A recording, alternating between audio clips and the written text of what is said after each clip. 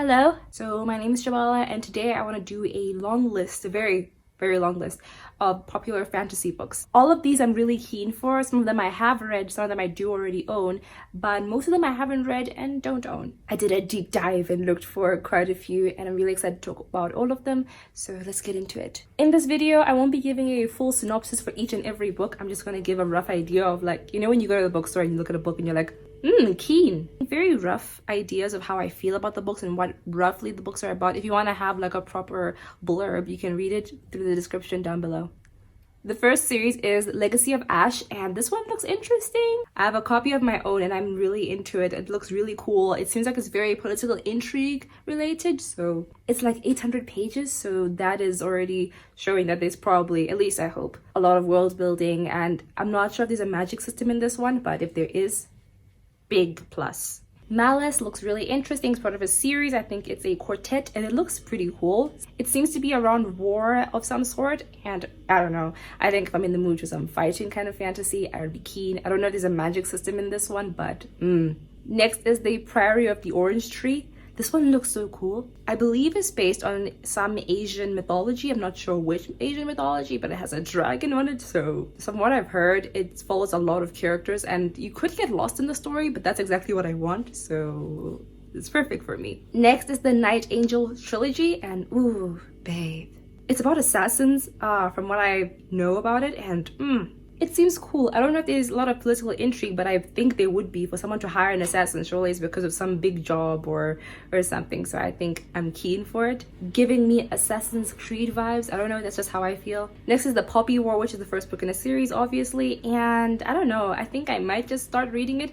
It seems to be based around a war in real time that actually did happen, but now it has a fantastical element to it. And I like the sound of this fantasy because it doesn't romanticize war and fighting. It actually goes into the gritty stuff about it and how war is actually not great. A lot of other fantasy books tend to romanticize war and always have it there as like a side character sometimes, but this is more there are consequences to the war. I think we see that a lot in The Poppy War from what I've heard, so I'm keen for that. I'm keen. Next is The Blade itself. This one seems cool. Apparently very morally gray characters. I don't know anything about the plot, but people happen to love it, and I don't know, it just kind of seems cool. Maybe it's cool for you. Will I pick it up immediately? No. I might pick up something else by Joe Abercrombie, but at the moment, this is one that's hitting big. So, oh no, keen. The Black Prism, it looks really cool. It has a magic system that's revolved around color and how you see color and the pitch of color. Seems like a more scientific kind of fantasy kind of explanation of the magic system, not like low magic. It seems like it's actually like you have to like wrap your head really around the magic system, and I'm keen for that. I love the mechanics of magic systems, so this is going to be perfect for me. It follows a character and I think it gets bigger. I think we follow people. I don't know, but it seems really cool. What's really the big intrigue for me is the magic system, to be honest. Next is The Dresden Files, starting with Stormfront. Love this book, love the sequel, and I want to read all the other books. I think there are like 14 in the series or something, and I'm keen for all of those books. It's a low magic kind of system kind of thing. We're following a wizard guy called Harry Dresden, and it's kind of like, it's like we're following a detective low-key. The vibes this book gives is very like detective misadventures, and each book seems to be having a certain adventure. At this point of the series where I am, there isn't some kind of big overarching like plot. At the moment it's still kind of random and fun. It's fun, or called pulp fantasy for the others, but I don't think it's really fun. It's not intense and you can read it whenever. I wish I had like all the books right now. I'll just binge read it and that'll be all I read for like 2020. Next is the Stormlight Archive by Brandon Sanderson, starting with Way of Kings. Darn, oh my gosh, this fly isn't going anywhere. I'ma just leave the door open so that this fly can leave at its own time. Stormlight Archive, if you don't know about it, I'm shocked, but it's a big fantasy series in the making.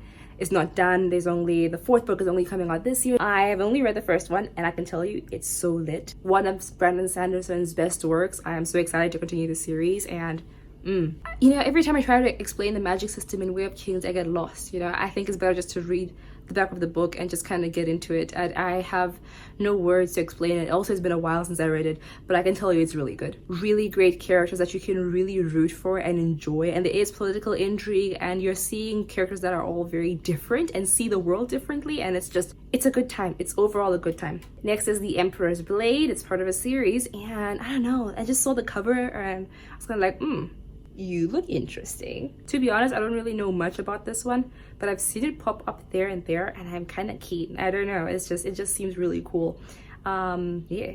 Next is A Black Leopard Red Wolf, and this one I'm just keen for it. Apparently it's written like in a African kind of fantasy land, and I live in Africa. I think I wouldn't mind seeing a fantasy land. Also, it's different from the usual like generic European kind of medieval fantasy world, so that's already something that I'm gonna enjoy, so great. Next is the Witcher series, starting with Blood of Elves. I'm currently reading this series, and very character driven. You're following this guy called Geralt of Rivia, and he's a monster killer, monster slayer. He deals with monsters in his line of work. He gets paid for it. But it's so much more than that. It's very much it's not a big world, but it's fun to follow these characters. I'm only on the 4th book of the series, but I do care for the characters quite a bit.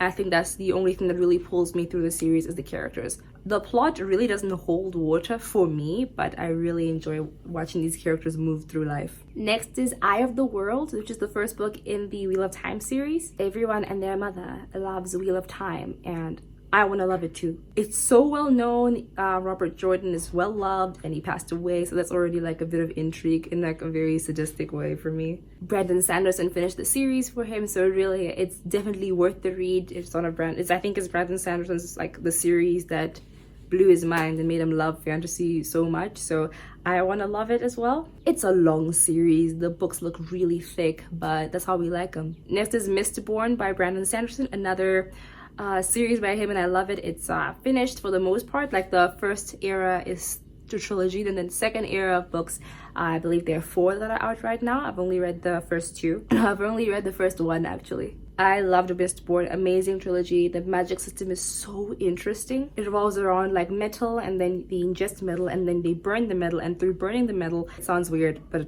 you'll get to it. Burning the metal, then they have certain abilities, and not everyone has the same abilities. People have different abilities, but then there are people who are Mistborns, and then they have all the abilities, and it's so cool. Honestly, this one's amazing. I mean, if you're looking for a fantastical world to jump into, it's amazing. Also, it goes on the premise of like the bad guy won, and we have new heroes out here who want to change things, you know? It's been 1,000 years of the bad guy having won, living his best life, and now things are gonna shake up, and it's just so interesting seeing how the world would look if the bad guy won. Seeing the bad guy win, low-key, I don't know why, but it's almost fulfilling for me. I don't know what it is. The Gentleman Bastard series, and this one's pretty cool. I've only read the first book. I actually DNF'd it towards the end, but I did enjoy it. I just kind of DNF'd it because life got in the way. We're following thieves, which is different for fantasy because we're usually following really noble kings, queens, fighting for honor type of characters. So it's really cool to follow thieves and see their minds and seeing them grow, which is something that I didn't expect when I read the book.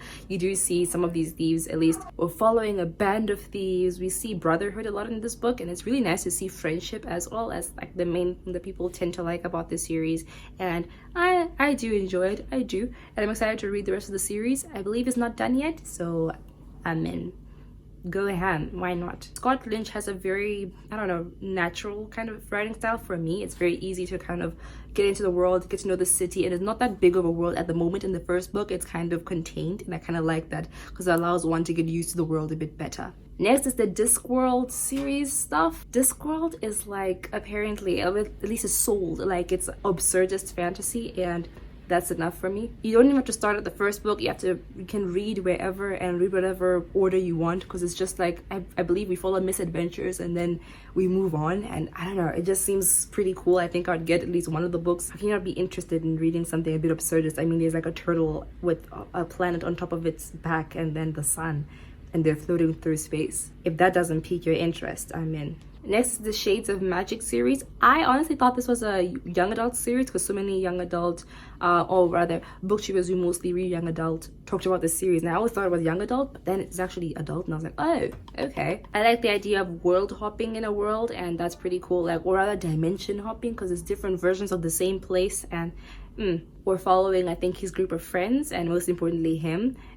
So yeah, it seems very well loved and I at least want to try it. It's written by V.E. Schwab and I'm actually going to read her Vicious series, which I'm actually really interested in. I got both books. V.E. Schwab is a very established author. People really love her work, so I mean, I guess there's credit to that. So definitely probably will be worth picking up. Will I love it? I don't know, but it seems really cool. Next is the Prince of Thorns series. Yes, I do not like this series. We're following a bad person. We're literally following the worst, like the worst type of person you could ever follow in a fantasy series. This isn't even like a morally gray character. He's just a bad person. Like I like, are we following a villain? I strongly dislike this character. He was just so bad. He was just doing such bad things. I didn't even get like past 200 pages of this book because it was so like scary. Like, who does this? If you're interested in that, and he's like a prince and there's a crown and there's some political intrigue, I believe, I don't know, I was very distracted by the gore of the book. If you're keen for that type of dark fantasy, please read this. If you want the darkest of dark fantasy, at least in my experience, this is the one. Next is the King Killer Chronicle, starting with Name of the Wind. We're following Quoth, and he's talking about his life to this person, and this person is jotting it down, and what the person is busy jotting down is what we're reading about his story. So very unreliable narrator kind of vibes. He talks about himself obviously in a very good light. The writing of the book is apparently very flowery and beautiful with beautiful prose, so if you're keen for that, go for it. For me, I don't really 100% love very flowery books. If I do read a flowery book, I need to read it a bit differently than I read normal fantasy books because it's just not something that comes easy to me to read. But if you're keen for that type of book, go for it, love, because the people love it and think it's a masterpiece. I don't know if it'll be for me. I would love to try it though, and it's thick. Last one for now is the Shannara series by Terry Brooks. I heard somewhere it was like it's called the ripoff of Lord of the Rings, but honestly, the Shannara Chronicles, I actually have one of the books by Terry Brooks, is a newer one, and I'm gonna read it. I don't think I'll ever want to read the whole entire series, but a lot of people love it. I have a friend who really loves this series, so it's a very similar vibe in medieval, not medieval fantasy. I think it's more like when people compare it to Lord of the Rings, I think it comes from a place of just having that similar kind of old vibe to it, you know, that kind of aesthetic. So I mean, if you're keen for something like that, a very classic fantasy kind of look, go for this. This is all for now. This is the part 1 of the video. Part 2 will have more books, and this is it for now. I hope I gave you a good enough idea of these books, or at least now you know that they're under the radar and you can check more about them. Thank you for watching. I hope you enjoyed, and I hope you pick up at least one of these. So the ones that I read, Brandon Sanderson. Thank you for watching, and goodbye. Yay, got it. I did it.